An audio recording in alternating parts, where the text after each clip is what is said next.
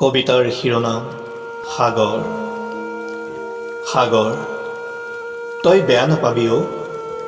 জুবিনদাৰ মৃত্যুৰ বাবে তোকো সিহঁতে ব্যৱহাৰ কৰিলে। সিহঁত মানুহ নহয় জানো? মানুহৰ আকৃতিৰে গঢ়া একোটা দানৱ। প্ৰথমে তোলৈ যে বৰ খং উঠিছিল। ভাবিছিলোঁ তই কিয় কাঢ়ি নিলি আমাৰ প্ৰাণৰ শিল্পীজনক? ইমান নিষ্ঠুৰ নে তই? তোৰ অন্তৰত দয়া মমতা অকণমানো নাইনে? চি, তোৰ মুখ চাব নেপায়।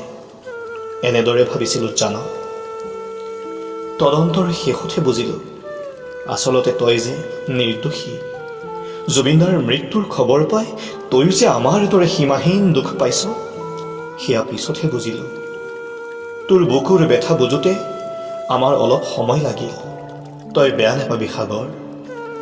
আচলতে কি জান, তোক জুবিনদাই বৰ ভাল পাইছিল। নহ'লেনো তোক লৈ ছবি নিৰ্মাণ কৰেনে? ৰৈ ৰৈ বিনালে। অৰূপ ককাইদেউৰ কথাত মন বেয়া নকৰিবি তই।